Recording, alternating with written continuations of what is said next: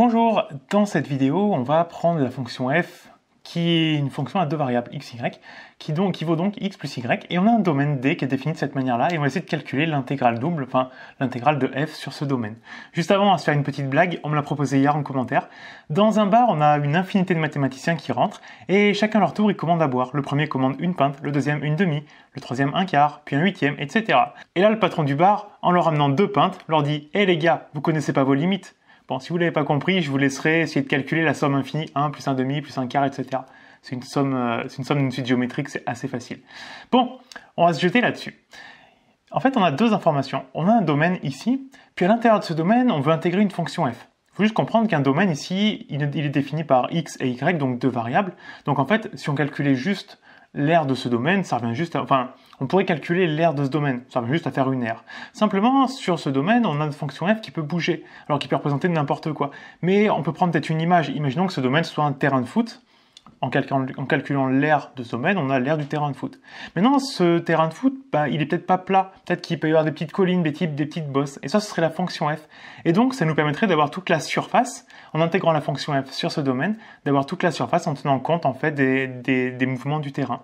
Donc voilà ce qu'on va calculer. Alors nous, ce qu'on va calculer, donc, c'est, on va intégrer la fonction f sur ce domaine. Et après, on donnera même sa valeur moyenne. Comme ça permettra de comprendre aussi les différences avec l'aire du domaine.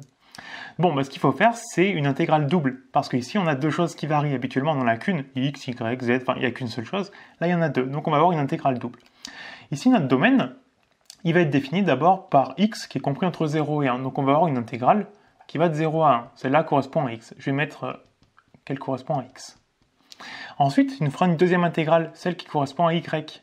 Notre y, on nous dit qu'il varie entre x au carré et x. Alors, vous allez peut-être trouver ça bizarre que x carré soit plus petit que x, mais en fait non, parce que x est compris entre 0 et 1. Et sur 0, 1, la fonction y égale x, elle est comme ça, alors que la fonction y égale x au carré, elle est comme ça, elle est en dessous. Donc c'est logique que x au carré soit plus petit que le x. Et tout ça, donc on va intégrer simplement notre fonction. Donc là on a x plus y, et on met un dx, dy, parce qu'on a deux variables à intégrer. Simplement, on va les faire dans l'ordre. On pourrait même mettre des parenthèses ici. Donc on a d'abord, oui, j'aurais mieux fait de mettre un dy, dx, évidemment, puisqu'on intègre d'abord y, donc on va avoir quelque chose comme ça, et après on intégrera par rapport à x. Alors, si on intègre d'abord par rapport à y, ça veut dire que ici le x égale 0, x égale 1, eux, ils vont pas bouger. Et ici, alors le x est considéré comme une constante, donc une primitive de x, par rapport à y, ça va être xy, et une primitive de y, ça va être y carré divisé par 2. Tout ça à prendre donc entre x au carré et x. Et après, on aura le dx qui va venir ici. Ce qui nous fait donc intégrale de 0 à 1. Ici, quand on fait attention, c'est le y qui varie. Donc quand y vaut x, ici ça fait x au carré. Donc là, on aura x au carré. Quand y vaut x au carré, ça fait x au cube ici, donc moins x au cube. À côté, quand y vaut x, ça fait x au carré sur 2, donc plus x carré sur 2, moins. Quand y vaut x au carré, ça fait x puissance 4 divisé par 2, donc moins x4 divisé par 2, et tout ça dx. Et puis là, bon, c'est un calcul extrêmement simple. On va y aller directement. On va donc avoir primitif de x au carré, ça fait x au cube sur 3. Oui, j'aurais pu rassembler le x au carré sur 2, c'est pas très grave.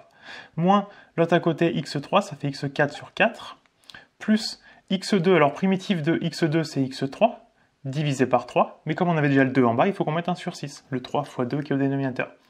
Et à côté, x4 va devenir x5. Une primitive d'x5, c'est x5 sur 5, mais comme on avait le 2, il faut mettre 1 sur 10, 5 fois 2.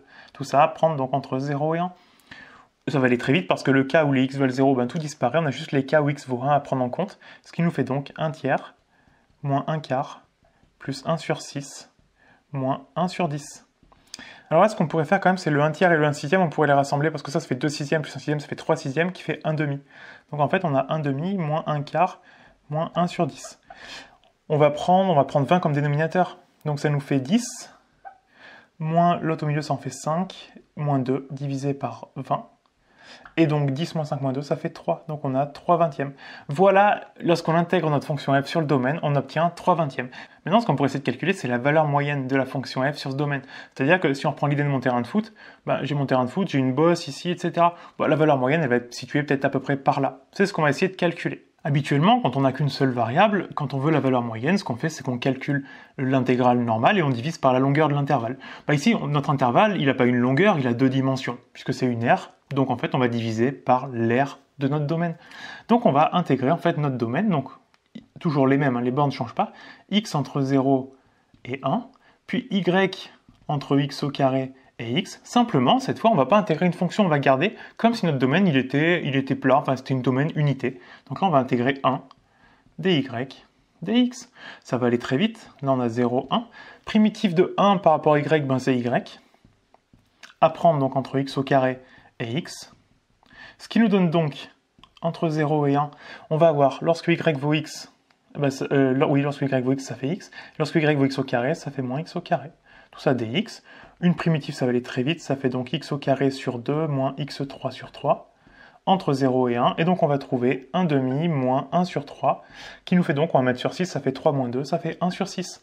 Et donc la valeur moyenne de notre fonction, qu'on peut noter f bar comme ça va être simplement l'intégrale qu'on a calculée tout à l'heure, donc l'intégrale double de f de xy dx dy, l'intégrale double sur notre domaine, divisé par l'aire de notre domaine. Ce qui nous fait donc, l'intégrale double, on va trouver 3 vingtièmes, donc on a 3 vingtièmes divisé par 1 sixième. Divisé par une fraction, c'est comme multiplier par l'inverse. On fait fois 6 sur 1, ça fait donc 18 sur 20 qu'on simplifie en 9 sur 10. Et donc ça vaut 0,9. Et donc de cette manière, on obtient la valeur moyenne de notre fonction sur ce domaine. Et là, il y en a peut-être certains d'entre vous qui vont se poser la question, pourquoi j'ai d'abord fait l'intégrale de 0 à 1, puis celle, enfin d'abord par rapport à x, puis après par rapport à y? Parce que mon domaine, l'information que j'ai, elle concerne x, et le y dépend de x, donc il faut que je calcule le tout par rapport à x. La question c'est, est-ce qu'on pourrait décrire notre domaine par rapport à y, c'est-à-dire intervertir les deux intégrales? En fait, ça c'est le théorème de Fubini qui nous dit que lorsqu'on a une fonction qui est continue, ici c'est le cas, x plus y, elle va bien être continue, sur notre domaine ici, il n'y a pas de problème. Et lorsqu'on est capable de décrire le domaine de l'autre manière, comme on veut intervertir, il faut quand même qu'on arrive à décrire le domaine en fonction de y. Est-ce que c'est possible ou pas? Si on arrive à le faire, le théorème de Fubini nous dit qu'on peut intervertir les deux intégrales. On va voir. Ici, on a x qui est compris entre 0 et 1. Nous, on voudrait décrire y. Ce qui est évident, c'est que y est compris entre 0 et 1, puisqu'il est entre x au carré et x. Donc là, on sait que y est entre 0 et 1. Là, il n'y a pas de doute. Maintenant, on a que x est plus grand que y, parce que notre x, maintenant, on veut le décrire en fonction de y. Donc on sait que x est plus grand que y, ça c'est donné par là. On a aussi l'information que x au carré est plus petit que y. Alors ce qu'on va faire, c'est qu'on va mettre de la racine carrée. Il faudrait se méfier avec de la racine carrée, parce que là, si on prend la racine carrée, ça voudrait dire que x est compris entre moins racine de y et plus racine de y. Sauf qu'on sait que notre domaine, il va qu'entre 0 et 1. Donc ça veut dire forcément que notre x ici, il est plus petit tout court que racine de y. Et il ne va pas descendre jusqu'à moins racine de y, il va s'arrêter à 0 en fait. Et donc de cette manière, on va être capable de décrire notre domaine.